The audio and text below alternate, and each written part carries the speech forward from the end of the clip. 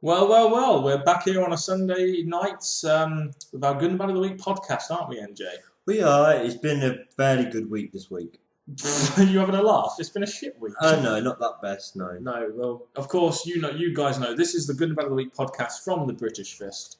Ka-ching. I am Mr. Parkin, as you can tell by my very, very low voice, and this guy sitting next to me, you can tell from his gimmick, it's NJ. What's up? Giving us your weekly dose of weekly review. So if you haven't seen all our reviews this week, this is a good video to do because it's a kind of condensing all the everything pretty much has happened in the week. And it's Raw, SmackDown, and TNA. Isn't that right, NJ? That is true. So here we go. Let's go.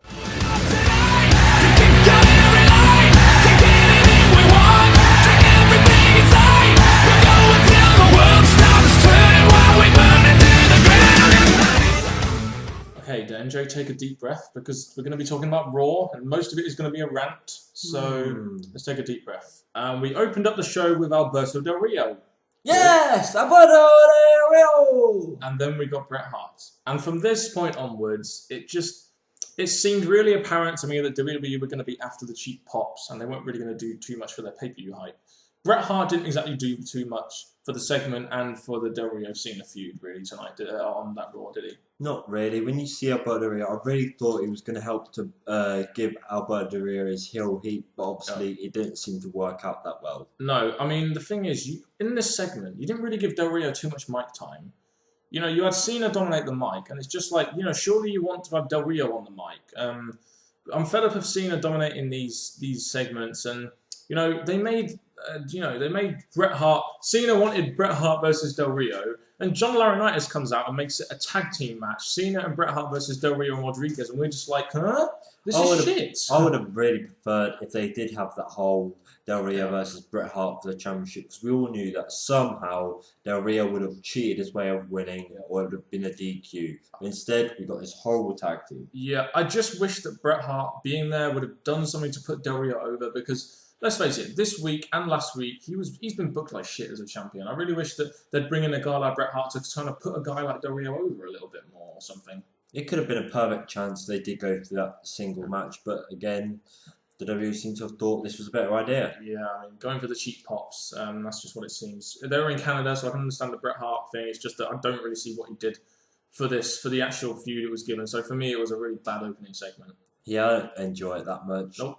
My main problem was the whole Bret Hart thing. I just didn't think he should have been there. Okay, so the next segment we got was Jack Swagger and Dolph Ziggler, who are supposed to be like having the same manager, versus John Morrison and Alex Riley. And I was thinking, this is a bit random, especially as a tag team match. And when we saw this tag team match, were we not thinking, oh my god, we're going to get a fatal four-way at the pay-per-view, even though Morrison has just been thrown in there at the last minute? Sadly, yes. When I saw Morrison, I just thought, okay, where's the logic in that? Where does he come from? Yeah. It got 2.5 minutes, which is nowhere near enough time to help develop a US title feud, which so far has got development, but just not in the right way, because now you've just thrown Dolph Ziggler into the mix, and you've got this whole thing revolving around Vicky Guerrero and not the belt, and it's just like, this is why this belt means nothing nowadays. Again, I'm glad they gave AI the win. Yeah. Gave him the move on to the pay-per-view, but I don't know, just weren't the best segment. Just the focus was really on Ziggler and Swagger, and that really pissed me off. Especially if you're bringing in Morrison at the last minute, you kind of need a little bit of focus on him as well. Basically, we're getting a fatal four-way match at the pay-per-view: Swagger versus Riley versus Ziggler versus Morrison. It's all a little bit last minute, isn't it? And like we said in our Night of Champions preview, it's just so last minute, and it just goes to show how badly they're building to these mid-card titles at pay-per-views, really, doesn't it? Sadly, yes, it is. Yeah. So my opinion, a bad segment. Not the best part of Raw, no. 2.5 minutes though. What can you do with that? It's not really building up the whole United States Champion mid-card belt up to anything in United Champions, so it was a bad segment. So. The next segment we got was a decent segment, wasn't it? We had Truth and Miz backstage doing an interview, and then they do a promo where they walk from the backstage area to the ring, and I love the way they did this, kind of like Wade Barrett did at Capital Punishment. I love the way they did this. They talk about Triple H and trying, getting into the main event. And I love the way they're trying to integrate them as a tag team, because it's the kind of thing they've had to do to revamp this tag team division. And the promo itself was very good. I enjoyed the beginning of this whole segment. Yeah, the way they've been building up R-Truth and The Miz, it's been awesome. And the way they get him, again, speaking here about their future opponents And and R-Truth what's too. going on, it was just awesome all the way. It was very good. Awesome truth, yeah. That's very true, yeah. We then get a match between Miz and Kofi Kingston, which again makes sense. One member of each tag team going up against each other, and this is a decent match. I feel it could have got more time. I think it was affected by the ad break that we got in the middle of it. Could have gone on longer, but it's just nice to see that WWE actually making an attempt to build a tag team feud, and they're pre-announcing a tag team match going into a pay-per-view. And I'm actually looking forward to this match now, especially after this segment. They've definitely done great with having the heel team or the competitors actually look strong going into the pay-per-view. To give Miz the win over Kofi Kingston was definitely good for this match. Good segment. It could have been better, I feel, but it was still a good segment. It definitely did its justice, so I'll give it that. You noticed how Miz and Truth and Punk have always been in good segments. There's a bit of a continuance there, really, isn't there? They have, so hopefully that will continue. Yep. Next we have a pointless segment. Otunga and McGillicuddy versus Lawler and Sheamus. Now, this, on a go-home show, this is just, again, going for cheap pops as opposed to pay-per-view build, because you have Jerry Lawler there, who most of the fans like. You're trying to build Sheamus into this monster babyface. Great way to do it, but on a go-home show, the match was crap, and it just was a pointless segment, which had nothing to do with the pay-per-view. Well, I'm going to say the good thing about this is that it's given Sheamus working with King, who's going to give him a lot of face. That's an example of someone you can get a good rub off, isn't it? That is true. Unlike Bret Hart. The other good thing about this is that obviously they can't just concentrate on Night of Champions, because they have to think, oh, when Night of Champions finish, what do we do next? Yeah. So having Sheamus actually doing something on the show is going to give him a continuous afterwards. Even though it was only 2.5 minutes and really was a pointless segment overall. It just did nothing. I mean, it really was stupid. It's really devaluing to Sheamus getting put in a segment like that, in my opinion. Especially when he's in a rivalry with Christian now, we see.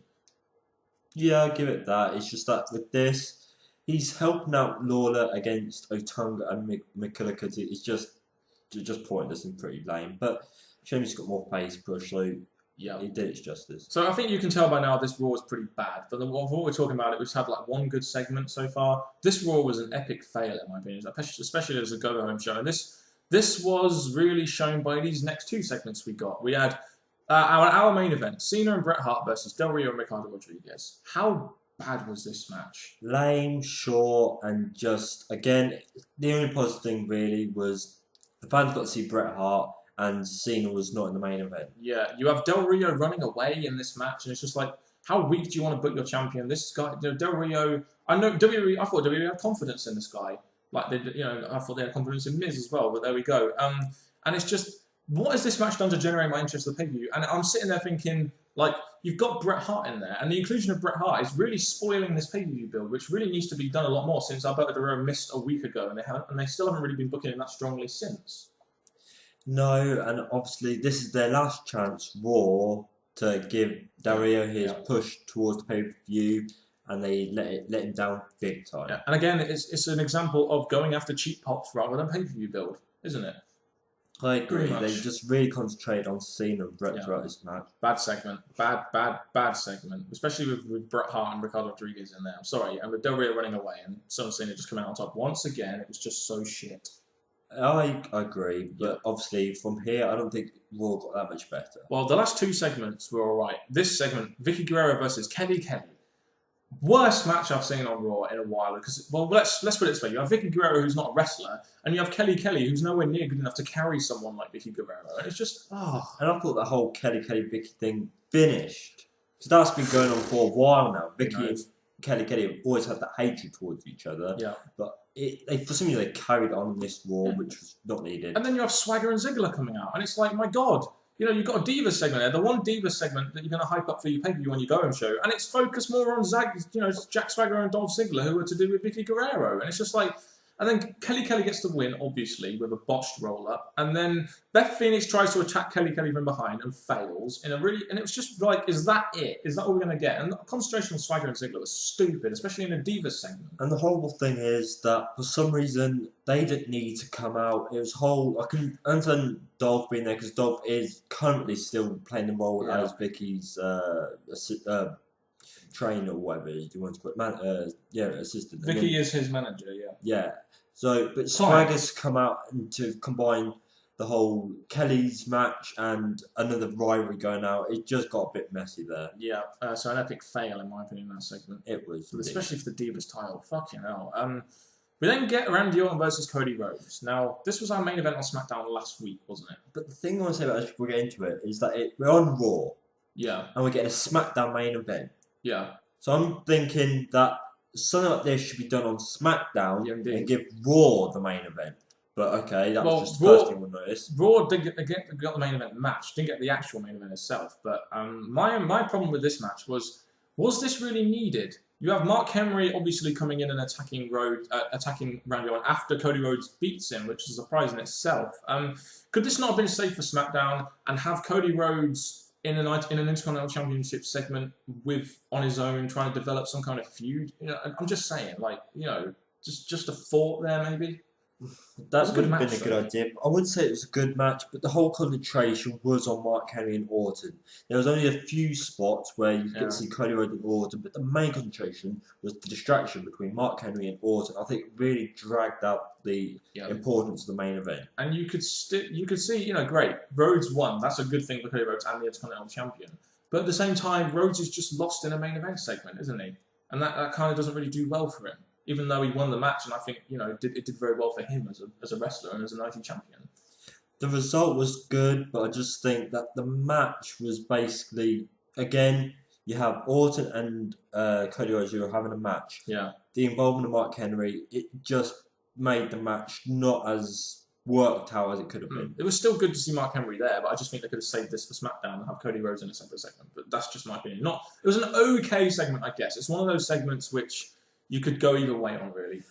Well, the other big problem is Randy Orton's the World Heavyweight Champion, Cody's Intercontinental. Having a champion versus a champion on a go-home show is not really going to do them justice because they both got a little strong. They both got to win matches leading up to pay-per-view. So to have a champion versus champion, I just thought you're having one of them winning, which was Cody Rhodes, and Orton. That hasn't really gave Orton a win leading up to pay-per-view. Yeah. But should we just move on to the main event? Let's get to the main event. Main event was a Punk and Triple H final battle sort of segment thing they had. You know, this was although this got a lot of time, and I do feel it dragged on slightly in places, it's still, you know, when you have Triple H and Punk in a segment together, they're going to talk very well, don't you? True. And in that sense, they did do very well. You know, they talked about a lot of the WWE's problems, like the whole bodybuilder mindset for the main event guys, and then at the end you have the mics cutting out. It was a good segment, and you know, obviously this match had already been built well enough, but this really helped. They needed their final say, and I think for them to finish off Raw, get a nice roundup of Punk attacking Triple H, leaving it with a good run. I'm thinking, wow, he's just attacked the COO. Yeah. Again, it just gave us a good finish Raw. It was great storytelling too, so you know, I've got to give the credit, a little bit of credit. I've got to give the segment a bit of credit where the credit was due, and I generally enjoyed the segment. I thought it was a good main event. It was very good, I give it that. It was a real standout on what was a really shit Raw, really, wasn't it? It saved the ending of Raw, yes. Yeah, it saved it a little bit, because from the first hour, I really was tempted to give it an F, but from the last two segments, I upgraded it to a D, but there we go. We'll save that for our overall thoughts. We'll go on to TNA, shall we? Yeah, let's.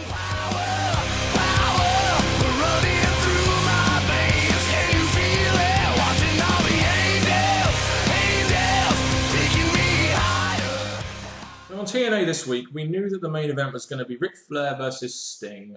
Yay! If Sting won, he was going to face Hogan at Bound for Glory, and if Ric Flair won, which we knew wasn't going to happen, Sting was going to have to retire. So we started off this week with a segment opening, hyping up that main event between the two.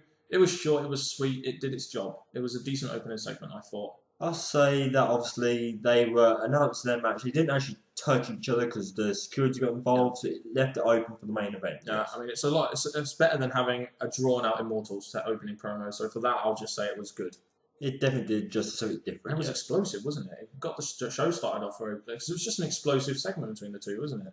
I definitely agree with that. Yes. After that, we get the Mexican America versus Devon Pope, Miss Teschmacher, and Tara in a random, you know, kind of concede a point of match, but it's just so much of a clusterfuck, isn't it? Well, basically, the way I see it is just Devon and Pope's revenge for the loss of the pay-per-view, and I'm just saying that the match itself, it wasn't anything spectacular. No. There was good teamwork. I'll give it that. There was teamwork for both teams, but again, it just wasn't that much of an enjoyable match. It got 5 minutes, which surprised me, but Tara and Teshmaka get the pin on Rosita and Sarita. I guess, like you said, this is to kind of end maybe the Devon Pope versus Mexican America feud and allow Mexican America to move on to another tag team. It would be good to see different variation matches later on, too. Definitely. Hopefully. This was a bad segment. I just did not like this at all. Just the clusterfuckiness of it really pissed me off. Yeah, and it's good that they finished in a clean way instead of a flipping continuation finish. Yeah. Finished cleanly, so let's finish that. And also, your knockout tag champs got the win, which was kind of surprising, wasn't it? I didn't expect that. No, so it's something different and saved the whole Devon and that all get involved again. Yeah. Technically, Mexican America didn't get pinned, the tag team champs. So That's I the way guess it kind of it keeps them from being pinned, so which was decent, I guess. We then get a backstage segment with Karen Jarrett talking about how in the next 3 weeks we're going to get 3 qualifying matches for a match at Bound for Glory and a possible Fatal 4-Way match for the Knockouts title. Now, do you think? I personally think this was a good segment just purely because of the how it allows for build to Bound for Glory over the next few weeks, and we know what we're going to be getting. So I think this was a good segment in that it announced what we were going to be seeing for the next month or so going into Bound for Glory. Well, it's good that we've now got a continuation of what we're expected to see every week. We're getting to see the knockouts actually being on show every week. We know what's expected because obviously the match has been announced. So I think it's definitely gave us a good build up to the pay-per-view. Definitely. Next we get Rude. We get a segment where Fortune are pretty much putting over Robert Roode. Now, just before we go into this, I just want to say I thought this was a good segment simply because it's the night after No Surrender where Bobby Roode has just won the Bound for Glory Series tournament. This was needed because you need to build this guy up to be a great #1 contender. And there's no one better to give him that than his group faction. They all did a great job of putting him over. You had AJ Styles there, you had Kaz there, Christopher Daniels there, and finally you had James Storm, who was a very integral part of him getting over at No Surrender with that interview he did, saying, they want you to be the champion, they want you to win, blah, blah, blah. It was a great way of putting Roode over, especially using his own friends, so to speak. And what they also want is that, did you know I'll be AJ Styles? Oh my God, you're not going to do this again. Yeah, because the fact is, it was meant to be about Bobby Roode, and it came to be Christopher Daniels having his say in him saying, I beat AJ Styles, I beat AJ Styles. One thing I will say about this segment, which I forgot to mention on the review, was the fact that out of all the people that got mic time, Bobby Roode got none, which is quite surprising. I would like to have heard him on the mic, heard his thoughts on winning the BFG series. But luckily they did bring it up later in the night, so they did save that. And then it was good to see actual crowd reaction for someone like Bobby Roode, wasn't it? They actually managed to get some crowd reaction there, which we don't usually see in the Impact Zone because it's full of tourists who don't know anything about wrestling. Basically, yeah, so it's good that the crowd did actually get behind him. And as if the segment wasn't good enough, Angle then comes out, explains that, people in Fortune are actually jealous of Roode. And he did his good job of putting Roode over as well by saying that he was a good person to win and all this. So and again, we have this thing with Angle where he says that he's booking Robert Roode in a match every week against a member of Fortune, and and the thing I like about this is you've just put over Roode as this #1 contender, and then now he's going to be going up against one of his friends every week, and over time it'll end up with James Storm. And it's going to tell a great story in the fact that Bobby Roode has to go through his friends and prove that he is the better of them at the end until he gets to Bound for Glory. And I think from the first match we got, which was the Kazarian, I think they're just going to get better. The match is going to get more exciting and put on great matches. Well, we're going to get Kaz, Christopher Daniels, AJ Styles, which will be a big one, and then James Storm, which will be a massive one. Beer money, fighting together. That'll be a good thing to do. So overall, I like this idea they've done. I thought it was a great segment to put over Bobby Roode. Probably the segment of the night, in my opinion.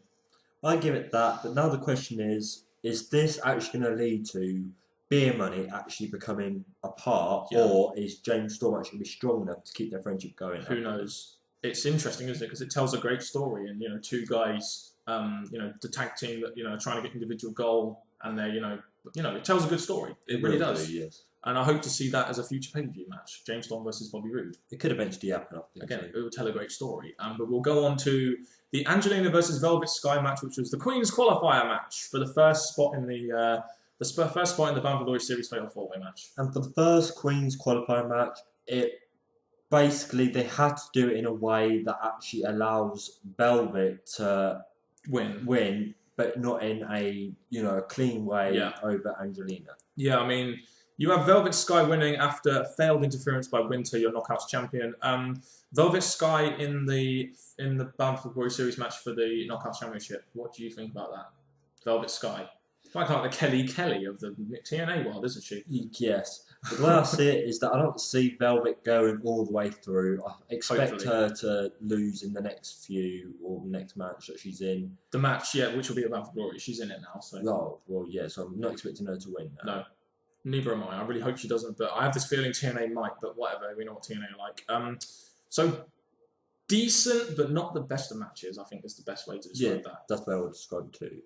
We then get a quick backstage segment with Crimson. It was good to see. It's good to hear from Crimson, especially seeing as he was at the top of this BFG series, and he's talking about Samoa Joe, how he really should have won that BFG series, and then he talks about his return, which will be in 2 weeks' time. And obviously, he lets us know what he could do when he comes back, which is continue his rivalry with Samoa Joe, and he's going to make sure he pays for taking him out of the Bound for Glory series. So it seems like they're going to build up a Samoa Joe Crimson feud in Bound for Glory, especially considering what we got in the next segment, which was Samoa Joe versus Matt Morgan in a randomly announced submission rules match. You look at this and you think, God, we just had to pay for this, and now we're getting it on free TV. It looks to me like they're just trying to end it so they can go with Samoa Joe and Crimson. Well, the way I see it, we have a Matt Morgan win and now Samoa Joe win. Are they going to maybe, because they've got 2 weeks until Crimson comes back, are they going to maybe have one more match? Who knows? Is Matt Morgan Christian? I mean, one more. Can I have one more match? Yeah, probably will be, but I can see them maybe having another week's wrestle match. Yeah, Samoa Joe wins it with the figure 4. I think this. Just judging by this, it's not going to be built to Bound for Glory now. So it was a good match. I didn't mind it. It was just we'd already seen it at the pay-per-view, and it was just like again, it was just repetitive. Yeah, it was, and I'm glad that they round up nicely there. Yeah. Okay then. So Robert Roode versus Kaz was our next segment. Now this match, don't get me wrong, it was a good match. I just expected it to be a little bit better and to get a little bit more time. I thought the storytelling was good in it. You have the whole interaction between Kaz and Robert Roode. Kaz is really trying to get Robert Roode up and saying you're ready now kind of thing. What did you think to the segment? Okay, I'm gonna say that Kazarian did actually put himself in this match. He didn't hold back. He actually went for his best against Robert Roode to actually announce, as you said, to say that you are ready. Because obviously he didn't hold back. He gave his all to Bobby Roode. So I think it definitely gave Robert Roode a good start in his push to the title. Definitely, it's a great thing they thought of him. I think TNA. Bobby Roode wins by submission. It looks like they're trying to build him up as a submission wrestler now. And then they have a backstage segment between them two, which with Kaz putting over Robert Roode again. It was good that they featured Robert Roode a lot throughout the night because after No Surrender, this is the guy you really wanted to feature. It's just a shame that he wasn't involved in the main event, but.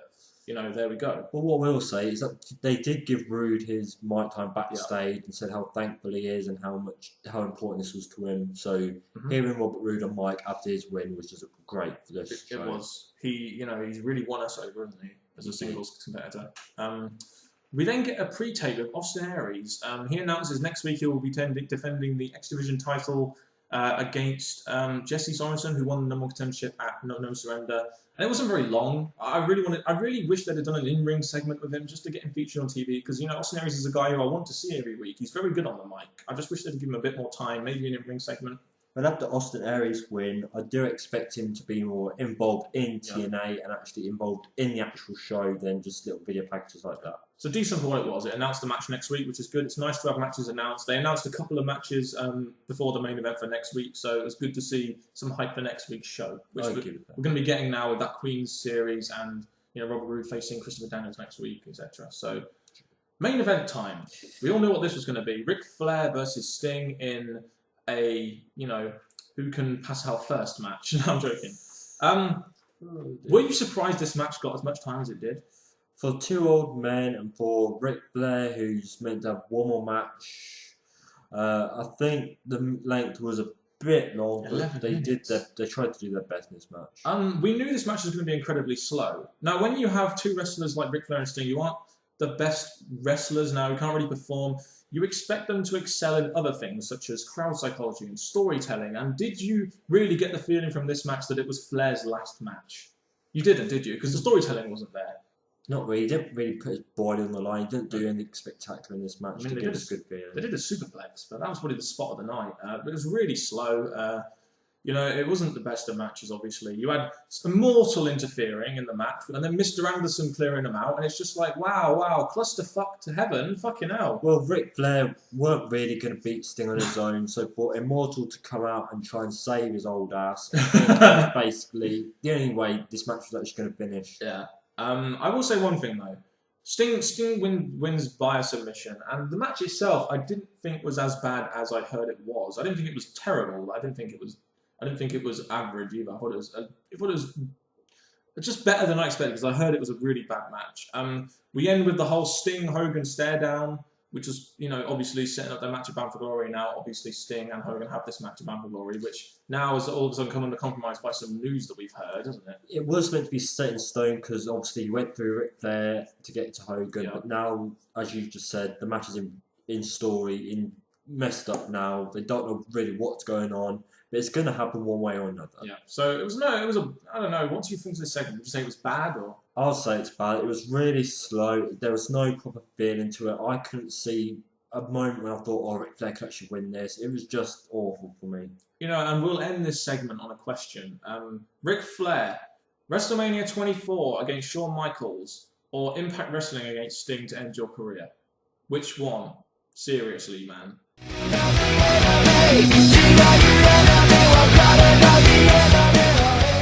Okie dokie, so Friday Night SmackDown, not guaranteed to deliver us a great show, but let's just get on with this anyway. We opened up the show with Edge, as we knew it was going to be Edge Appreciation Night. He comes out talking about missing the WWE, and he kind of references to his hit show, his TV show as well. So he announces that cutting edge segment for later tonight with Orton and Mark Henry, which was, you know, hype for the main event, you know. It did good for the main event because it gave us something to look forward to, with Edge still getting involved in other segments of SmackDown. Yeah, and then we get Cody Rhodes coming out, which I thought was interesting because I didn't expect to see Cody Rhodes. And to have a guy like Cody Rhodes in an opening segment with Edge really shows how they used Edge a lot better, in my opinion, than Bret Hart on Raw.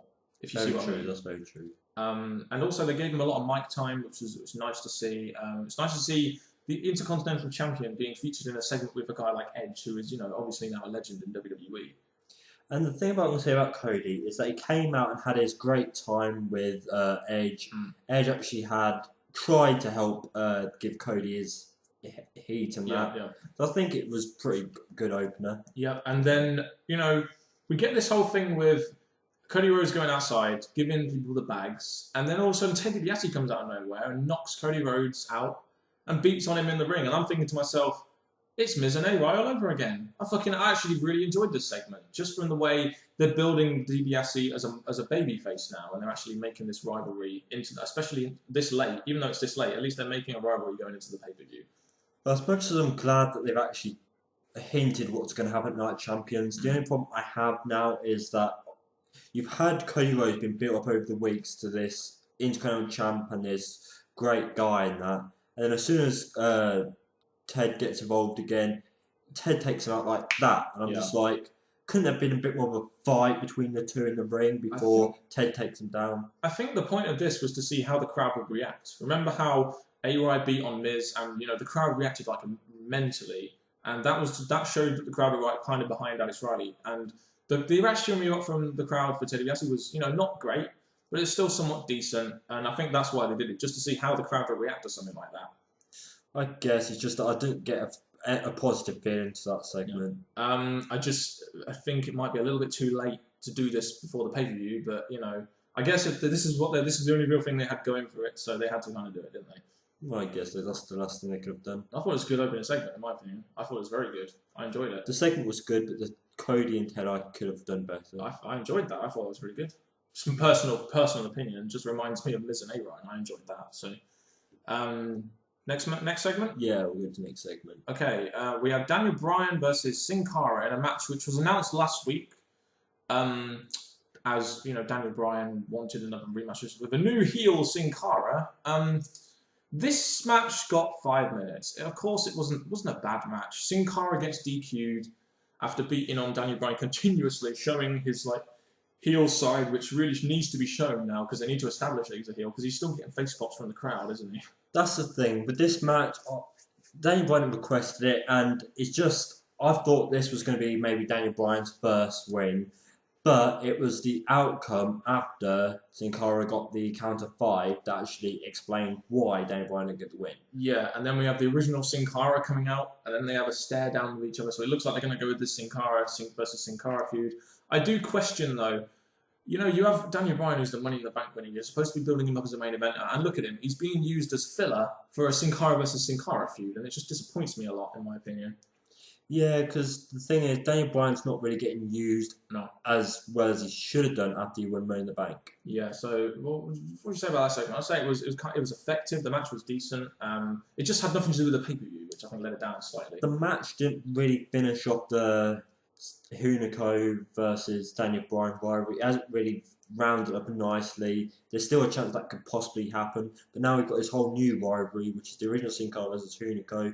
It's kind of swept away the Hunico versus Daniel Bryan thing. So I kind of think it's okay, but it's ended a rivalry too quick. Yep, well, there we go. The opinions of NJ people. We then get a Divas segment. The annual, weekly Divas segment that we get on Raw SmackDown.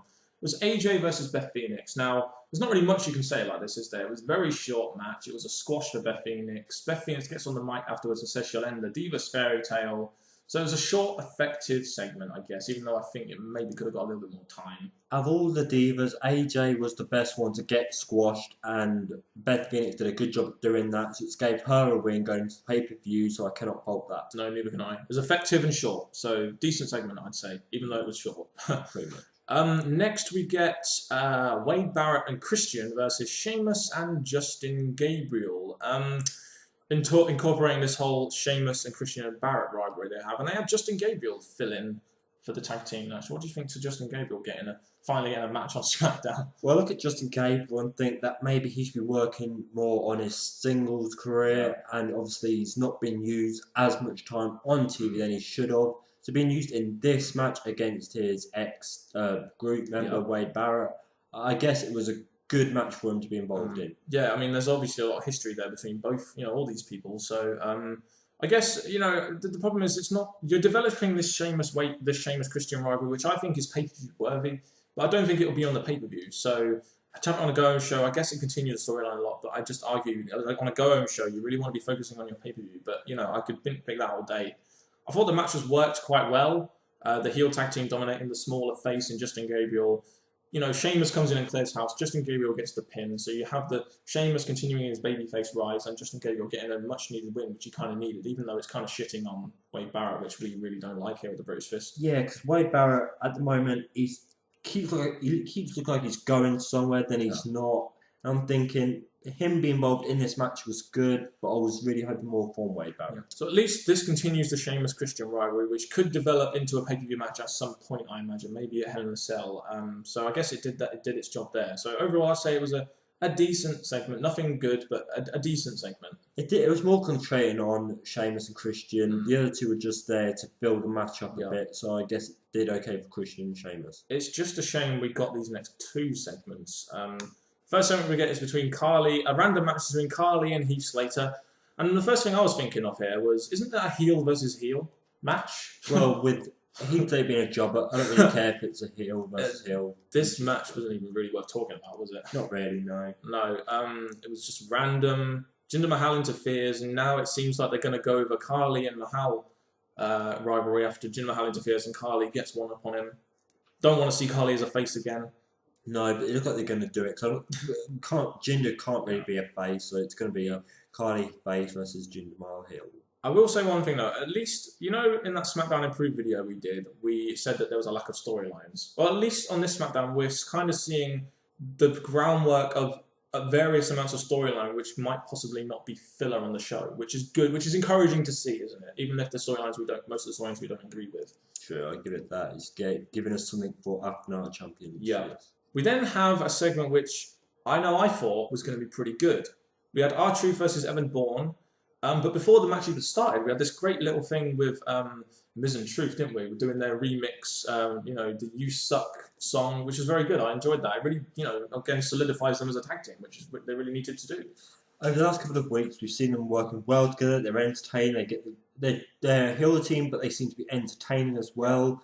So I say, when it comes to the match, you do think, right, we're going to get another Raw-related match where we're going to see a great match between R-Truth and Evan Bourne. Yeah, I mean, I like the fact that tag champs are being featured every week. It kind of brings a lot of meaning to this tag team division. But like you were saying, the match got 2 minutes. And it's like, you had R-Truth squash Evan Bourne in a match, which Miz and Kobe were on commentary with. And it's just like, you've just forecasted to me that R-Truth can dominate Evan Bourne. And it kind of says to me that the match isn't really going to be too competitive at the pay-per-view.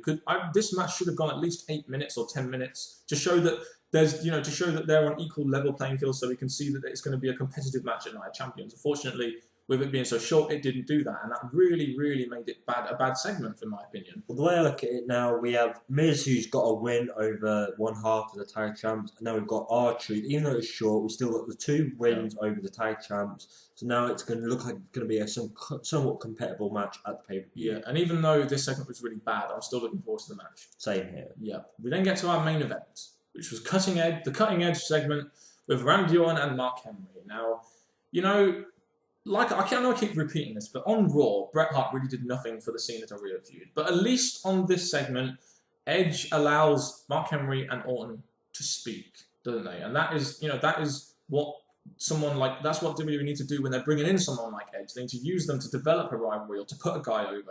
And I thought Edge's role in this was somewhat good. I enjoyed this segment. Because at the minute, we all know that Randy Orton's at the top of SmackDown. Yep. So for now, Edge to come involved, and for Edge and the top of SmackDown, Orton, to say all their words to make Mark Henry look more of a monster than he already is, Yep. Put him over, make him look like a compatible wrestler to go against the champion. After 15 years of not having the greatest career, they've definitely made him look like a compatible winner for Orton. Yeah, and the segment itself, the talking was good. They talk about Mark Henry's failures in his career and stuff, which I thought it's good to bring that sort of stuff up because it means you get a lot of history in these matches. That was good. And then we had the segment finishing, and then you have Orton and Henry attacking each other, and all the SmackDown jobbers come out to try and break it up, and you have Mark Henry dominating everyone, including fucking Randy Orton, and it makes him look so strong going into the debut. And I'm thinking to myself, finally, I can believe a heel who's being booked strong can actually beat a Randy Orton. And Randy Orton actually has some sort of obstacle to overcome, being a face, and that can actually draw some money and make this match semi-interesting. Well, after week, we've seen that Mark Henry has came out on top of Randy Orton, which is quite good to see because obviously Orton's been coming on top for quite a long time now. So for Mark Henry to have, even on the Go Home show, Mark Henry's came out on top. He's taken out Orton as well as Jobber, so it's made him look really like a strong competitor to go against Orton at Night of Champions. So I can say that the way they built up Mark Henry, they've made him look like a strong wrestler. I think it was just a great segment for him. It was a great way to end the Go Home show, wasn't it? Because it ends with your SmackDown, with your show's main event. It makes Mark Henry look stronger into the pay-per-view, and it's got me wanting to watch this match because I know that Mark Henry can win the match now. Whereas with other matches with Orton, I've always thought to myself, well, Orton's booked like a monster. Of course he's going to win. And that's what I'm saying now. We've got the face monster going against the heel monster, and I'm thinking that they've done it nicely. They've had Orton built up for week after week in the past now. Yep. They've made Henry built up in this past month or so. And again, I think it's just going to be a good match of Night Champions. Hopefully it will, especially after all this build-up it has. Right, so that's SmackDown finished with now. Shall we give our overall thoughts on the week and all that mumbo-jumbo? Our overall thoughts. Let's go. So I think, given on our overall thoughts, this week hasn't been a very good week, has it? I thought was a really, really bad Raw Go-Home show, an okay TNA and an okay SmackDown. But what would you say was the better show of the week? And just give me your reasons why. For some reason, I'm going to say that TNA has given us a good feeling, and that it's given us like the follow on from the pay-per-view quite nicely. But SmackDown has given us a somewhat good build thanks to Edge. I don't think you can really say any show this week was good. I mean, if I was going to pick a show, I'm really torn between TNA and SmackDown because I thought they were a very equal quality. I just know that Raw was by far the worst show. It was such a bad going show, and when we expressed it a lot in our Raw review, which pretty much turned into a rant. And that's quite hard to say because we've been saying week after week that Raw is just a much better show than SmackDown and some of the time TNA too. So for this week, it just did not give us that good feeling. No. So SmackDown and TNA a bit of a tie for me. SmackDown for you, I'm guessing. SmackDown just for me, yeah. Just. Again, there was quite a bit of SmackDown that I just thought really won't give me a good feeling. It didn't do much for the pay-per-view. So it's just beat TNA thanks to Edge. God, I look forward to the week where you say TNA is the better show. Raw and SmackDown have to be pretty bad in order for you to do that, but I still look forward to it, especially seeing as, we're both very new to the TNA product, especially yourself. That is true. So I'm going to say now, thanks to Raw and SmackDown, it's given us not the best go-home show for Night of Champions. So I'm going to say, hopefully Night of Champions can make up for the bad go-home shows. Yeah, and then make sure also you check out our Night of Champions review, which will be up on Sunday night, the video after this one. So definitely check that out. Keep subscribing up above to us. Give us your thoughts on this week in wrestling, whether it be Raw, SmackDown, or TNA in that comment section down below. And if this is your first time viewing the British Fist, this is Mr. Parkin and me, NJ. What's up? Thank you for viewing our Good and Bad of the Week. Till next time, viewers. Goodbye.